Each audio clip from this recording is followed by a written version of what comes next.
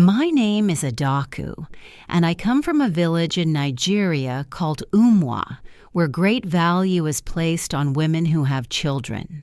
In my case, I have been married to my loving husband, Ikchuku, for the past 5 years, but unfortunately, I have been unable to give him a child. Ikchuku is well off, and I always try to help in any small way I can, bringing smiles to the faces of the villagers. People say, one good turn deserves another, but in my situation, I sometimes feel as though my destiny has abandoned me. Despite my good deeds, I wonder why I am being burdened with childlessness in a community where children are so highly cherished. After 5 years of marriage without having a child, I became a target of mockery in the village of Umwa. My peers who already had children would laugh at me in the streets, calling me barren and likening me to a log of wood. I faced humiliation and insults, told that I didn't deserve to be married or even to be called a woman because I couldn't bear children for my husband.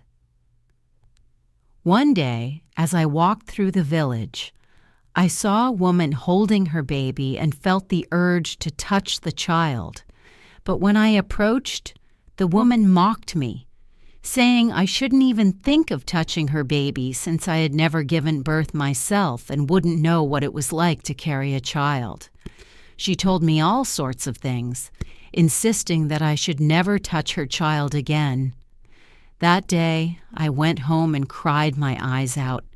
The pain was unbearable, and I will never forget it. If you are fortunate enough to have a child without struggle, know that you are truly blessed. I cried endlessly, feeling as though I was cursed.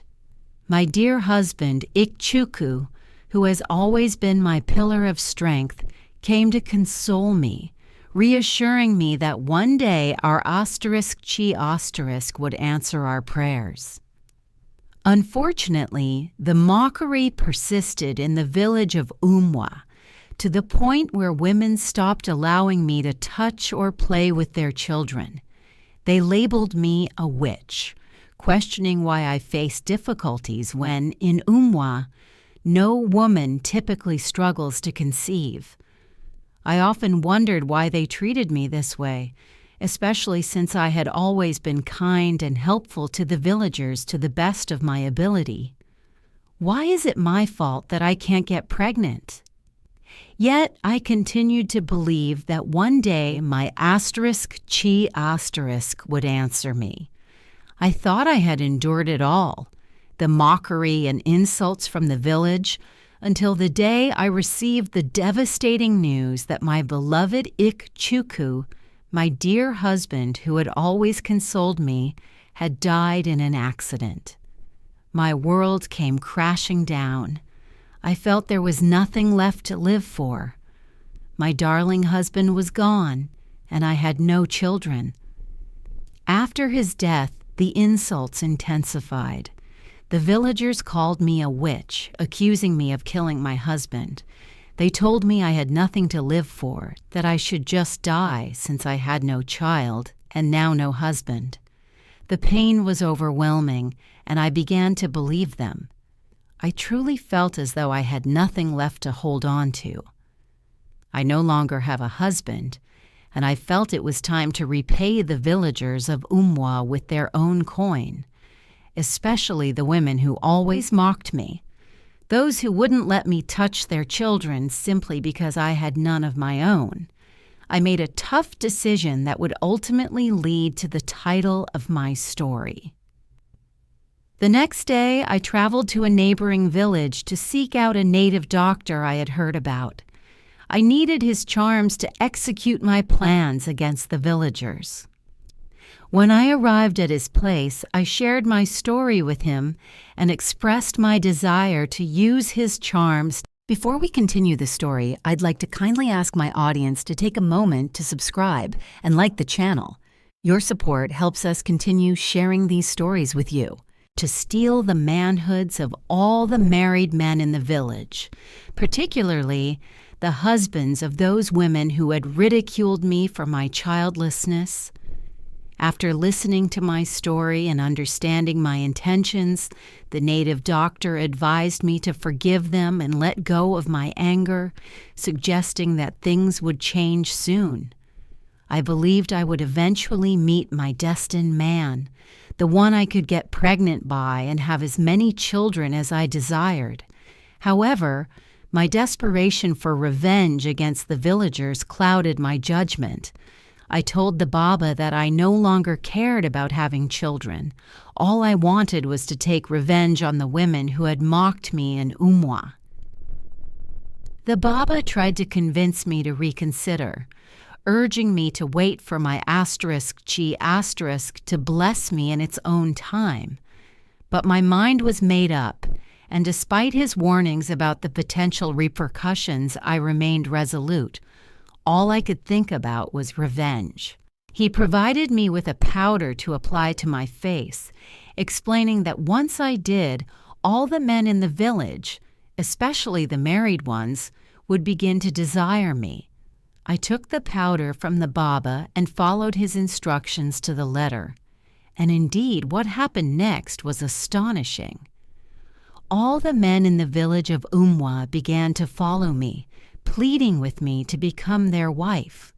I became the center of attraction for all the married men, and I made sure to seize their affections, ensuring they lost interest in their wives and focused solely on me.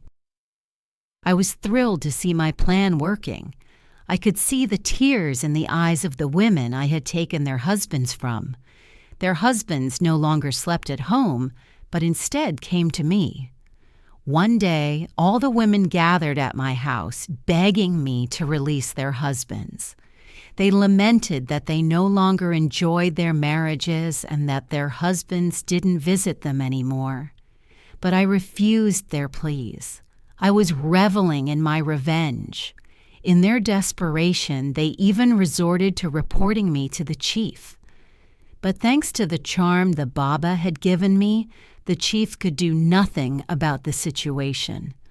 All the men now stayed at my house, doing the dishes, washing my clothes, cleaning the compound, and taking care of all the household chores.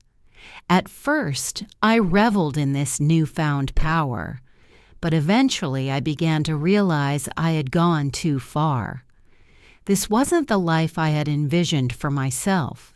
Behind the facade of these men doing my bidding, cleaning, cooking, and acting like house help, I started to see the emptiness of my revenge. I thought of my late husband, Ikchuku, and I knew he wouldn't approve of how I was living now. What I had initially viewed as a triumph felt more like a profound mistake. Determined to change my path, I decided to return to the Baba and ask him to remove the charm. I no longer wanted this life or the revenge that had consumed me. Unfortunately, the Baba told me he couldn't help me. The charm was meant to stay.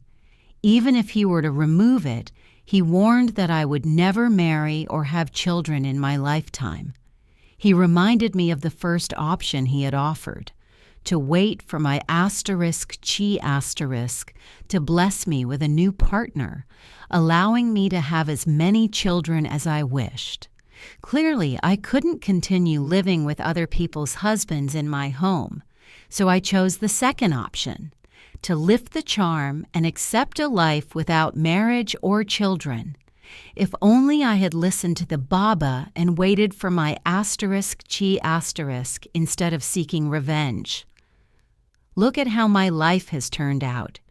What do you think I should do now?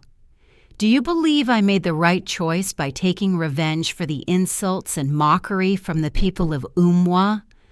I'd love to hear your thoughts in the comments section.